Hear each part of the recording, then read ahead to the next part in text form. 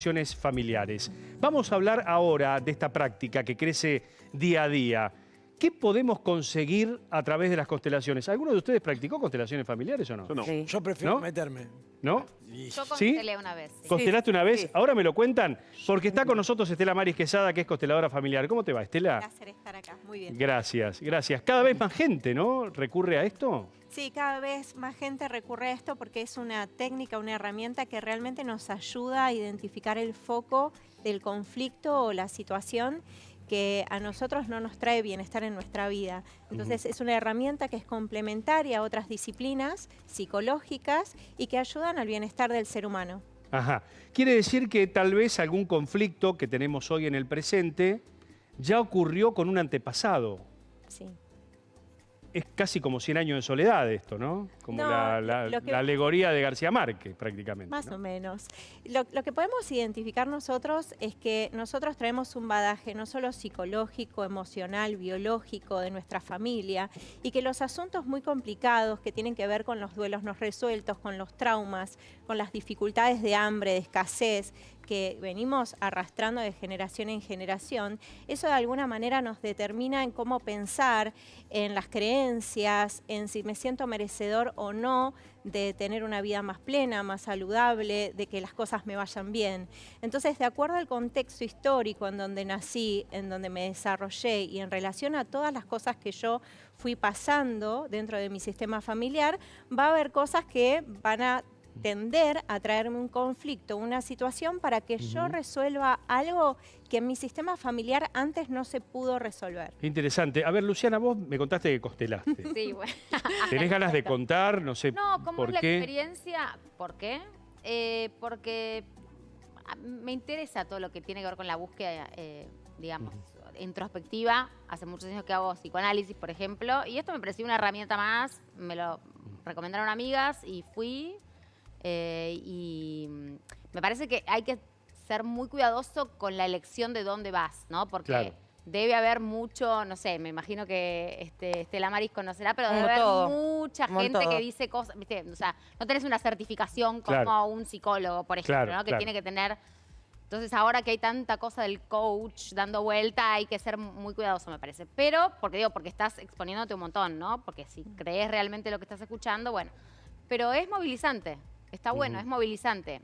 Si te sirve como herramienta para repensar situaciones, me parece que es movilizante. Claro, bueno, yo en mi caso hago biodecodificación, entonces hay algunos puntos donde hemos trabajado parte de lo que es el grupo familiar, ¿no? Para saber dónde ubicarse ante determinados conflictos que existieron o existen. Ahora, yo me pregunto, el tema de constelar, ¿estaría bien acompañado con una terapia, digamos, Exacto. Convencional. Sí, Convencional. Por eso digo que es una herramienta que es complementaria a otras disciplinas psicológicas, ya sea la psicología tradicional, ya sea el coaching, al counseling, a otras disciplinas psicológicas en donde la persona puede mirarse Claro. en la dimensión, en todas las Ahora, dimensiones de su ser. Claro, porque lo que Yo sé de gente que no la, digamos, Sí. que no atraviesa bien la práctica también, Estela Maris, es decir, que no la resiste, que en la medida en que esa práctica empieza a indagar en cuestiones de su pasado,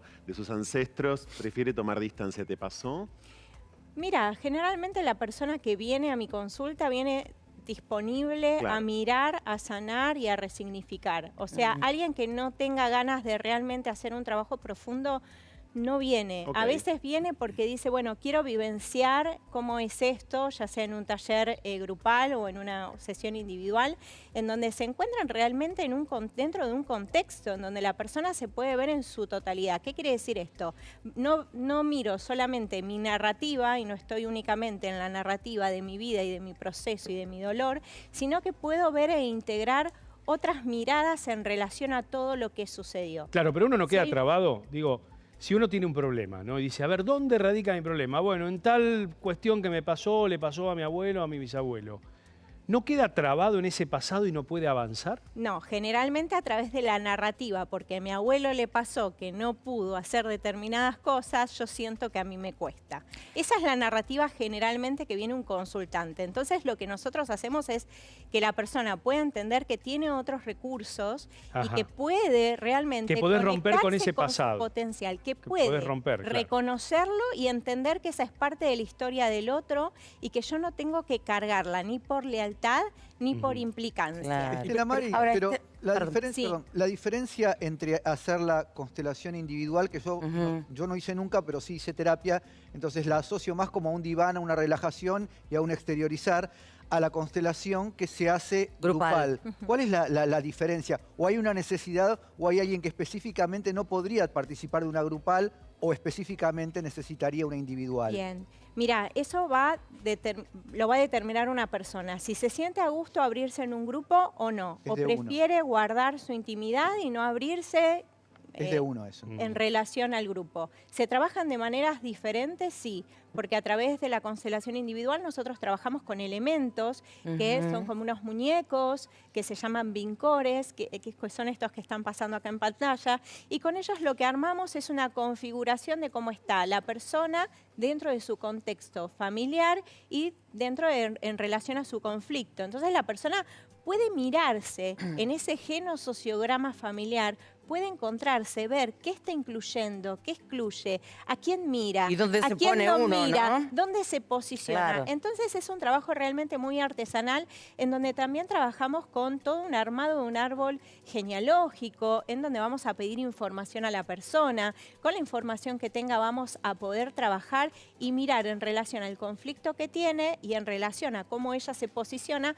cuál es la traba y dificultad. Claro, Ver pero qué link- forma parte de la heurística que usted construye en base a la historia personal de la persona, valga la redundancia, o usted tiene una cierta herramienta o un cierto método para adivinar, si se quiere, si se me permite el término. No adivinamos. Nosotros miramos qué órdenes o desórdenes hay dentro de un sistema familiar Más interpretativo. para ponerlo en orden. ¿Qué quiere decir esto? Si alguien viene y me trae una conflictiva con sus hijos, una mamá viene y me trae una conflictiva con sus hijos, miramos qué lugar esa persona que viene en relación a la problemática que tiene con su hijo, en qué lugar ella ocupó en relación a sus padres y qué conflicto todavía no pudo desandar con sus papás que hoy le está trayendo determinado. Bueno, vos sabés que hay un libro muy interesante de Giselle Kruger, de la esposa de Rolo Graña, que se llama Mala Sangre.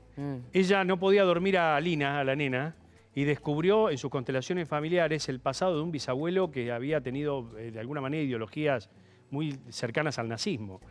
Digo, es muy interesante el libro porque ella encontró en su pasado el por qué la nena no podía dormir. Exacto. ¿Por qué no podía hacer dormir a la nena? Nuestros hijos y las problemáticas que nos presentan nuestros hijos son historias no sanadas de los padres, de los adultos. Por eso es muy importante que nosotros como adultos podamos mirarnos en el contexto psicológico dentro de una terapia convencional y también ir a este punto en donde podemos ampliar esa mirada. Yo hoy hablaba de órdenes y desórdenes. ¿Qué es un desorden? Que yo por ahí no esté disponible para mis hijos emocionalmente porque todavía estoy cuidando a alguno de mis padres o estoy duelando a alguno de mis padres y eso no me tiene en un lugar de vida abierto a la emocionalidad, a estar en contacto con el otro, porque estoy detenido en un dolor. Qué bárbaro, qué bárbaro. Bueno, celebramos que mucha gente crea también en esto, ¿no? Tenés gente que se apoya en la fe, tenés gente que se apoya en otro culto, en otra religión, y tenés gente también que busca a través de destacar que esto no es un culto ni no es una religión, es una filosofía y es una herramienta terapéutica que nos ayuda a mirarnos dentro de un contexto sistémico, dentro de mi Y no son sistema. magos también. No somos magos, Hay que no aclarar. hacemos esotérica, magia, eso es no tiene importante, una ¿no? parte esotérica, Claro, no hacemos Una magia. herramienta. Mostramos el conflicto de la persona y la persona tiene que ir y trabajarlo en su día a día con su psicólogo, con su coach, con su counselor, para seguir dándole un significado a eso, desandando eso que pudo haber descubierto ahí en ese Clarísimo.